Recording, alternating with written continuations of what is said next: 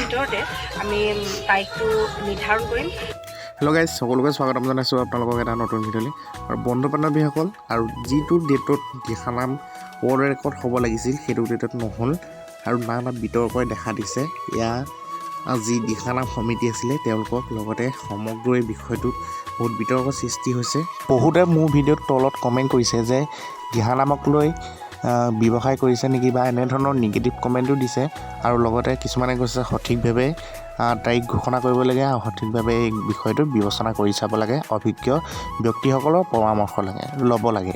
আপোনালোকক জনাওঁ যে যিহেতু আপোনালোকক দিহানামৰ এই ৱৰ্ল্ড ৰেকৰ্ডৰ বাবে যিখিনি আপডেট দি আছোঁ আৰু আজিও এটি বিশেষ ভিডিঅ' লৈ আহিছোঁ। দিহানামৰ সমিতি এগৰাকী আই মাতৃয়ে কি ক'লে শেহতীয়াভাৱে আপোনালোকক জনাম।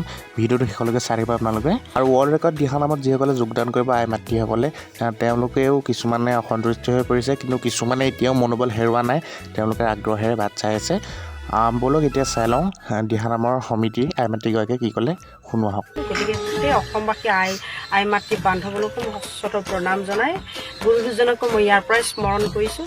এই ক্ষেত্ৰত মই ক'ম যে বিশেষ কাৰণবশতঃ কিছুমান আমাৰ অকণমান বিশেষ অসুবিধাৰ কাৰণে আমি এই ডেটটো ল'ব পৰা নাই যদিও আমাৰ মাজত কোনো আইসকলে ইমান সুন্দৰকৈ বুজিছে, ইমান আইসকল তাৰমানে আমাক ইমানেই প্ৰেৰণা দিছে। আইসকলে কিন্তু কোনো ধৰণৰ অভিযোগ কৰা নাই। হয়, আইসকলে যথেষ্ট আঘাত পাইছে, কাৰণ আইসকল বহুতে এই দিনটোৰ কাৰণে অপেক্ষা কৰি আছে। গতিকে সেই আইসকলতে আঘাত পোৱাটো স্বাভাৱিক। কিন্তু আমাৰ মাজত যিসকল বিতৰ্ক কৰিছে তেওঁসকল সাধাৰণতে বিৰোধী মানুহ। গতিকে তেওঁলোকেতো মই বিৰোধী বুলি নকওঁ, আৰু বিৰোধী কৰিছে যদিও তেওঁলোকৰ আমাৰে আশীৰ্বাদ। তেওঁলোকে যদি কিবা দুখ প্ৰতি দেখিছে আঙুলিয়াই দিব, আৰু আঙুলিয়াই দিলে আমি সেইবোৰক সমাধান কৰিবলৈ চেষ্টা কৰিম। আৰু বিতৰ্ক কৰা বা বিৰোধী দলক মই ইয়াৰ পৰাই মই প্ৰণাম জনাই এই কথাটো অৱগত। আমি কিছু অসংখ্য মতামত আমি নোলোৱা নহয় লৈছিলোঁ, কিন্তু এটা কথা প্ৰায় অংশ মানে একংশহে সকলোৱে কিন্তু আমাক বিতৰ্কলৈ কৰা নাই। কাৰণ আমি যিজন ব্যক্তিৰ সন্মতিপকে এই নামভাগি লৈছোঁ, আমি অতি সোনকালে তেখেতৰো মন্তব্য আপোনালোকৰ ৰাইজৰ সন্মুখত অৱগত কৰাম।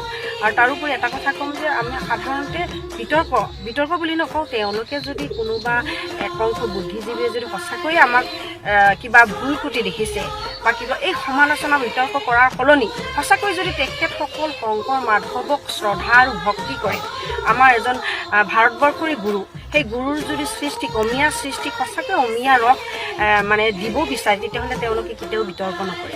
কাৰণ বিতৰ্ক কৰিবলৈ মই কোনো ফল দেখা নাপাওঁ।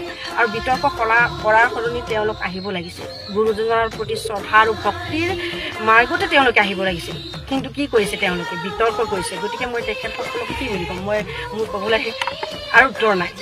প্ৰথমৰ ভিতৰতে আমি তাৰিখটো নিৰ্ধাৰণ কৰিম, আৰু সিমান দিনলৈকে আইসকলে নিশ্চয় ৰৈ থাকিব। কাৰণ আইসকলৰ প্ৰেৰণা, আইসকলৰ আশীৰ্বাদ, গুৰু দুজনৰ আশীৰ্বাদ। গতিকে সেই আশীৰ্বাদত ক্ষীৰত লৈয়ে আমি আগবাঢ়ি আহিছোঁ, আৰু তেখেতসকলৰ সেই আশীৰ্বাদ মৰ্মে আমি অতি সোনকালে তাৰিখটো আমি নিৰ্ধাৰণ কৰিম। তো স্পষ্টভাৱে আপোনালোকে তেওঁৰ মুখে শুনিলে সকলোখিনি কথা। আৰু শেষত তেওঁ ক'লে যে অতি সোনকালে সঠিক তাৰিখটো ঘোষণা কৰা হ'ব। আৰু আজি ভিডিঅ'টো ইমানেই। যদি ভিডিঅ'টো চাই ভাল পালে লাইক, কমেণ্ট, ছাবস্ক্ৰাইব কৰি দিব, ভিডিঅ' শ্বেয়াৰ কৰিব। আৰু আজিলৈ আহিলোঁ, ধন্যবাদ।